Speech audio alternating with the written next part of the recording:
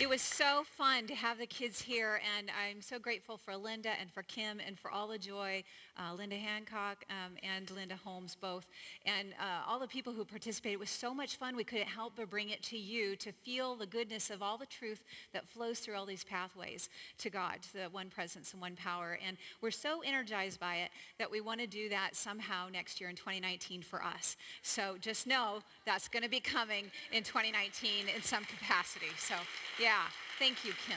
Thank you, love. So today we're bringing ourselves to life, and we have been on a journey this year of imagining, a courage to imagine. And if you will, with me for a moment, can you imagine your life in a whole new level of experience and expression that you've ever experienced before? We've been in this process of the first quarter of going within, the courage to go within, and the process of looking at our shadows, and the process of integrating that shadow into the wholeness of the light of the human being that we are, of the spiritual being that we're emerging into. And then in the second quarter, we were learning about the courage to soar. So we're in touch with who we are, and we're allowing that presence and that power that is within us and all around us to allow us, to lift us, to love us into a full expression of being who we are. We don't have to die to be who we are. We are who we are, and we're meant to be that in this world. And so today begins a whole new quarter. We are going into the process of the courage to connect. Now that we know who we are, we know that God and the Spirit of the life is with us and for us, we want to bring that into the world in a whole new way, in a whole new capacity.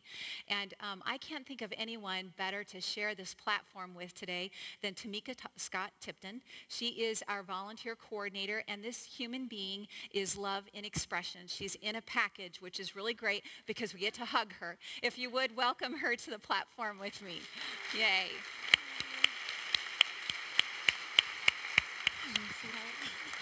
Hi, sweet soul. Hello. Hi, Unity. About a month ago, Tamika came to me, and she was so full of the joy of service and how powerful that plays out in our lives. She was like, I want to bring this to the congregation. How can we do that? And I said, I don't know, but let's think about it, and let's let it gestate and marinate in it. So we did that for about a month, and that's what brought us here today to have this opportunity to converse, to learn more about you, Tamika, and to learn about the role of service in life. And so we've had some joy of conversation in the last month and a half about this, and I've learned so much more about you.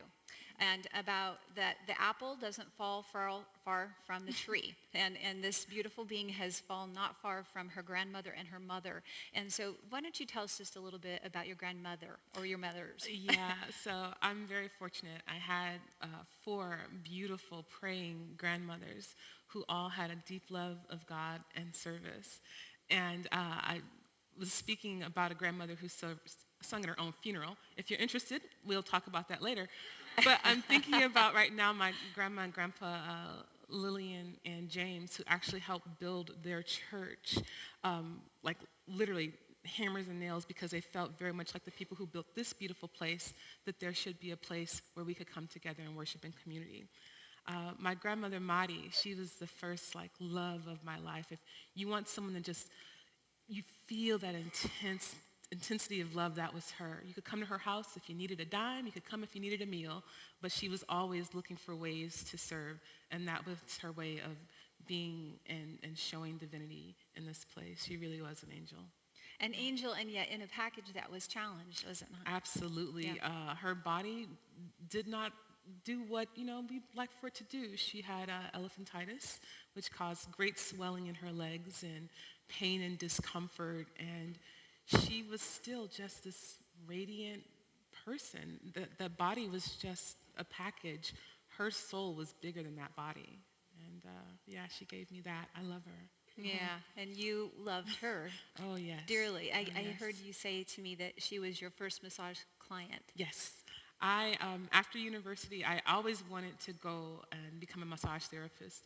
So moving to California, I got that opportunity. But before that, I used to, when I was 3, 4, 5 years old, rub her legs with lotion and Vaseline oil, whatever I could find. And I found that it gave her joy. And it's, they said, take a job that you would do for free. And I did it for free for years. But it was really it was divine, because I had no instruction other than what I got from my grandmother. Yeah. So here's a situation that life just doesn't play out maybe the way you'd want it to, but you bring love into that and transform that into a sacred service of connection. You and I talked a little bit, and I was like, sometimes when you're like so focused on, I don't have this isn't working out, you miss all of this beauty and all this magic that's happening around you. You gotta open your eyes. The world is magic.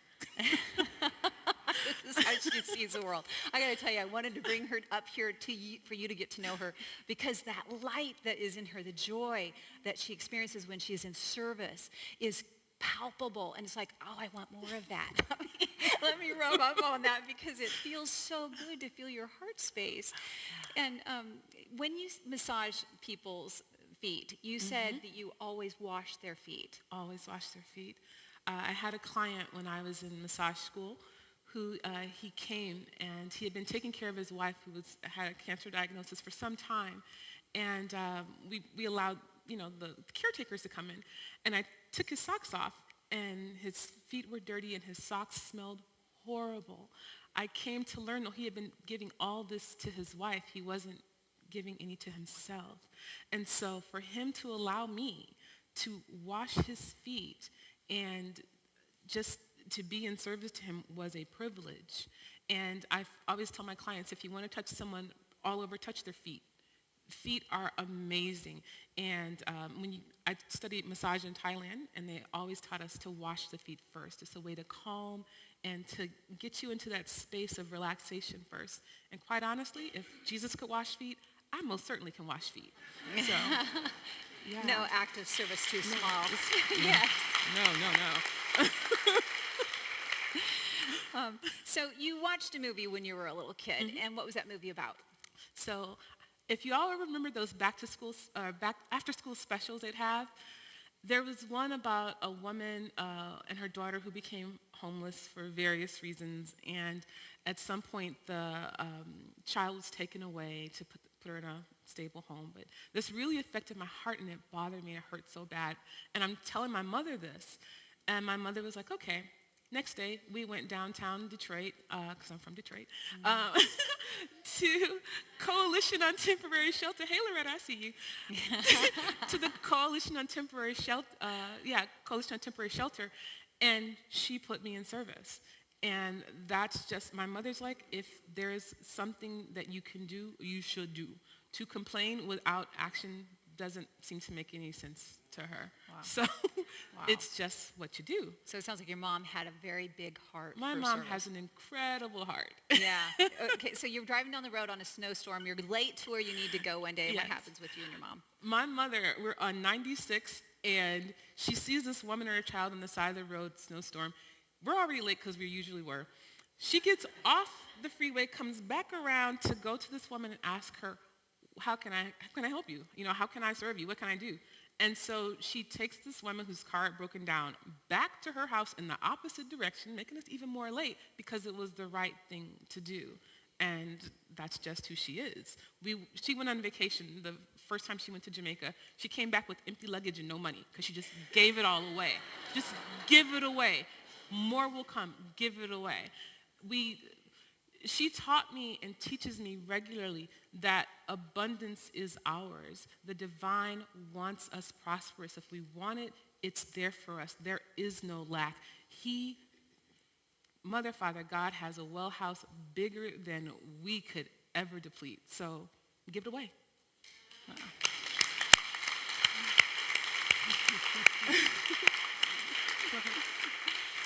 Okay, you made me lose my place. Okay. All right. So you went to India. You and John went to India for 3.5 years. Yes. And I wanted to share just a little bit about that. And first of all, I got to let you know that this woman has a really big space in her heart for children and a love for children. And so what happened when you saw children in India?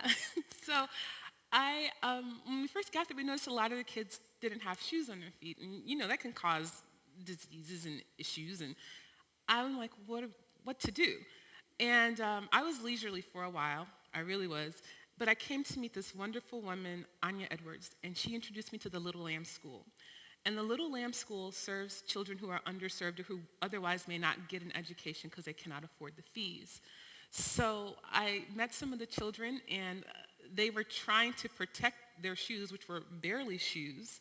And I'm like, oh, can affect some change. So as a traveling spouse, I wasn't allowed to work there. So what I did was had a massage room set up in my home, and my clients came and they gave money, and that money went to buy shoes and socks for every child in that school.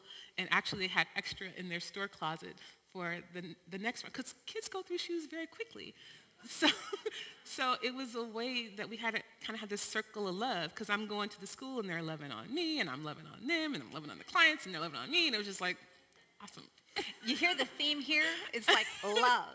It's all love. about love. Yeah, and when you see Yeah. something in the world that isn't quite what you hoped it would be, I hear you say that's the opportunity. Yeah, The opportunity to absolutely. step up with your heart and give and share and serve in that space of this is what I've had to give you. Yeah, And it gives you yeah. that deeper sense of community, because when you're in a country where you don't speak the language, and luckily a lot of people in India speak English, that's not the thing, but you don't have a connection. Sometimes it takes you a little bit longer to feel a part of a community.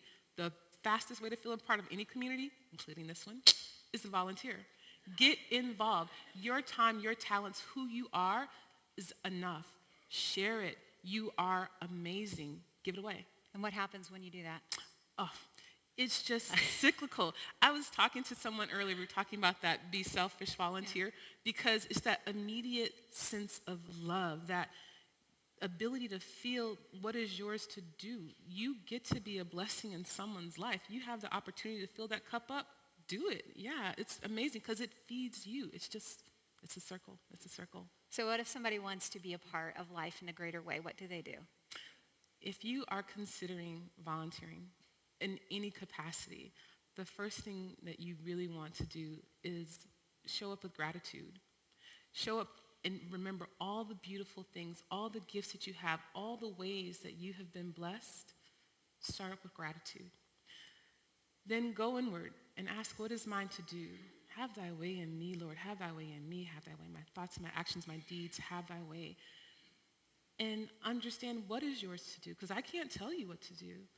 That's for you and your spirit. And after that, talk to people who are already connected in. Make those connections. Go out and say, hey, ushers out there, what do you do? And how do I get involved? Just connect. The world will open up to you in amazing ways. I know, because you all have opened up to me. You really have. You make my life more beautiful. Thank you. Oh, God bless you, Tamika.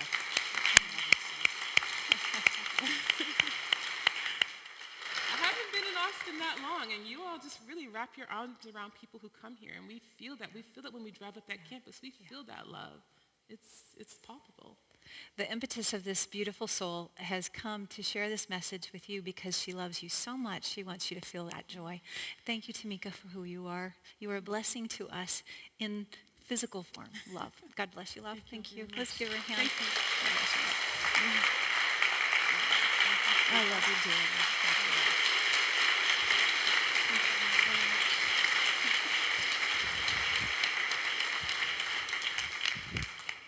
That last slide was up there because she also took all the teachers boogie boarding.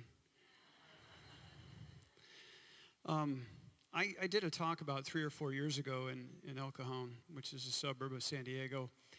It was about how service can heal your life. And after the service, one of the persons that was a volunteer in our thrift store, and also he volunteered with the sound team, he came up and he shared his story in fellowship after service.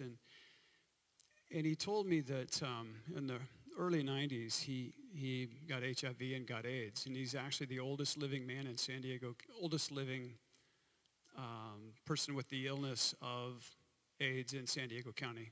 Not the oldest dude. He's my age. And so he shared his story that he was actually dying. His T cells were way down to 6 T cells, and he named them after the Brady Bunch. And he had said all of his goodbyes, and he knew that he was just about done, but he had a little bit of energy. And he thought, now, wait a minute. Is there somebody that I could be of service to that's worse off than me? And so he volunteered at a hospice facility. He was a volunteer hospice chaplain. And it took him a long time to get clearance because, back in the day, they just were really afraid of AIDS. And so about all he could do was feed people that could no longer feed themselves. And it gave him the greatest joy. He just said, he's holding that spoon up, and he just delighted to feel the happiness on their face, the joy on their face. That was his turning point, where his body began to be healed. And he's thriving today. And you always hear him laughing. He lives in joy and gratitude. It's what he is, and he constantly serves. Oh, there was an article in the Unity magazine, and in this article, it talked about, there was a team of people. Oh, I should name the article. It's based on Lynn McTaggart's book and a discovery. The subtitle of it was, I got these prescription sunglasses. I got tired of going to the beach and not being able to read, so I got some prescription glasses. So the subtitle of this, I can't remember the article's name, but it's something about the power of 8. An unexpected miracle in researching the power of intention groups or prayer groups. They boomerang blessings back to us. So there were circles of people that would pray for other, that would pray for other people, and they experienced phenomena. The people praying for others began to experience miracles and healings and all sorts of things in their lives. Sounds familiar, right? What did Jesus say? Give and it shall be given to you. For the measure that you give, it shall be measured back